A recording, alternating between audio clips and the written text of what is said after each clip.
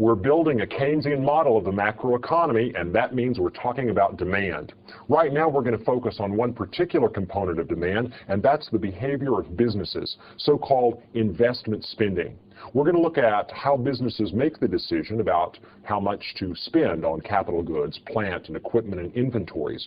And we're going to look at how investment spending influences the circular flow. I want to start, though, by clearing up a misconception that many people bring to macroeconomics. When you hear the term investment, you probably think first about money you put in the bank or money that you put in a mutual fund, making an investment in a company. Well, when macroeconomists talk about that kind of activity, they use the term savings. So I'm going to use the term savings to refer to any form in which you save money, whether it's in a bank, in a mutual fund, buying stocks or bonds, anything like that. We're going to call that savings. When I use the term investment, on the other hand, I'm referring to this little interaction right here. When businesses buy goods and services in order to increase their productivity, the purchase of capital equipment by businesses. That's what we mean when we say investment. It also includes the accumulation of inventories, and I'm going to have something to say about inventories towards the end of this discussion. So now let's go to a representation of investment behavior. That is, let's go to a picture of how businesses choose to spend money on capital equipment. What is it that influences the amount of investment spending that businesses are doing? Well, there are several things. First of all, there's the unpredictability of the life of capital goods. That is, you buy a piece of equipment, it could break tomorrow and then you have to go replace it. So there's a certain amount of spending on tools and plant and equipment that businesses have to do just to replace stuff that's worn out and broken. That is, just to cover the depreciation. Depreciation is sometimes unpredictable, and therefore businesses will spend sometimes on goods and services when they hadn't planned on doing so.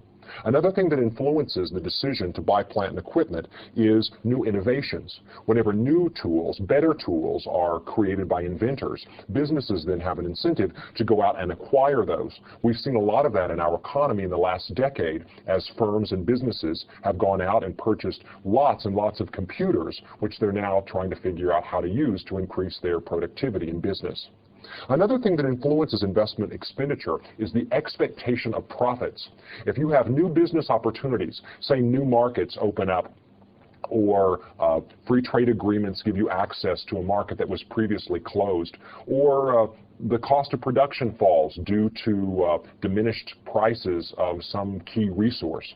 Anything that improves your business opportunities and makes it look like there's more profit down the road is going to lead you to invest now to expand your business and take advantage of those opportunities. So the more profits you see, the more profitable your business opportunity is, the more likely you are to build factories, buy equipment, and engage in investment spending to increase the size of your operation and make the profits that you see coming. Well, there's also then the issue of interest rates. Interest rates are a very, very big factor in both the amount of investment spending that businesses do and the timing of investment spending. Let's think about how this works. You're a business or an entrepreneur, and you've got a certain amount of capital. Let's say you have $100,000, and you have a decision. Should you put this money in the bank where you can earn an interest rate of 5%, or should you invest it in your own business where you can make profits? And maybe $100,000 put in a business today returns you $150,000 next year. Well, $150,000 after you put in $100,000, that's a 50% rate of return. That's much better than the 5% that you could have earned in the bank. Now, certainly, you've got to adjust that for risk, and you've got to adjust that for any taxes that you pay on your profits. But all in all, it looks like the investment spending and the business opportunity are giving you a better return on your money than the bank is. Now, the bank return tells you what other people are willing to pay to get your money. And the interest rate that others are willing to pay is a signal of the profitability of their own business opportunities. So it's kind of you deciding, can I make more money with this investment if I do my own business, or could I do better by lending it to someone else and getting a share of their profits? Another way of thinking about this is Suppose you're in business and you want to expand your warehouse or add a wing onto your factory or buy some new machines. It is likely that you will have to borrow the money to do that transaction. And if you borrow the money, the cost of getting the money is the interest rate. If you are borrowing money at a rate of interest of 10%, and you are able to earn a 20% return on that money, then that still leaves you 20% minus the 10% interest, a 10% profit after you've paid for the cost of your money. The higher the interest rate, the less of your profit is left for you, and the more of it goes to the bank. And if the interest rate is too high, then even after you've made a profit, there's not enough left to pay the interest. It's not worth it to go into business because you can't earn a return that's high enough to cover the cost of the money you would have to borrow to acquire the buildings and the equipment to do the business. So as interest rates go up, fewer and fewer projects are profitable for a business to undertake. When interest rates go down and the cost of money is lower, more and more business opportunities appear profitable. Let's show that in a diagram. On the vertical axis, let's put the interest rate, and I'll indicate the interest rate by the letter I. On the vertical axis, or on the horizontal axis, we'll put a capital I to represent the total amount of investment spending that a business undertakes. So let's now order the projects that a business could undertake in order of their decreasing rate of return. So for instance, say project number 1 involves spending 10 on goods, capital goods. And let's say the rate of return on that is going to be 20%. So maybe this is buying new computers for your business, and the rate of return is 20%. So at a 20% rate of return, you're just indifferent between buying those computers and not. Say when the interest rate falls down to 15%, then another project becomes profitable. Maybe this is building a new warehouse and adding inventories. So at a rate of 15%, you could afford to borrow money and break even on this investment project. At a lower interest rate, say 10%, some other investment project might become profitable, and that would then add to the total amount of investment spending this business would like to do, and so forth. So you can imagine, at every interest rate along the way, it might be that some project that was previously unprofitable, some project whose rate of return was not high enough to cover the interest rate, becomes profitable, or at least breaks even as the interest rate falls. If the interest rate continues to fall, that project becomes more and more and more profitable. So, as the interest rate falls, more and more investment projects that a business could undertake become profitable. That is, more and more of them have rates of return that are high enough to cover the interest rate. So at a very high interest rate, the business will undertake very few projects. At a medium interest rate, the business will undertake a larger quantity of projects. And as the interest rate falls still further, the amount of investment spending that businesses will plan to do increases. So we could call this the investment demand curve. That is, how much money do businesses want to spend on capital goods? And investment, I'm using parentheses here to indicate that investment spending is a function in this picture of the rate of interest. High interest rates make investment unprofitable for business. At low interest rates, investments seem like good business, and a larger quantity is invested. Now, anytime I draw a curve in economics, you should ask two questions. Why does it slope the way that it does, and what would cause it to shift? The slope here is due to the inverse relationship between investment and the inverse relationship between the interest rate and the profitability of business investments. So when the interest rate falls, businesses will undertake more projects because they become profitable. The curve would shift anytime businesses find it profitable to do more investment spending at any given rate of interest. So what would cause that? What would cause businesses to decide they wanted to invest in more projects at any given rate of interest? What would cause projects that weren't previously profitable at 20% to suddenly make sense for the business and suddenly be profitable?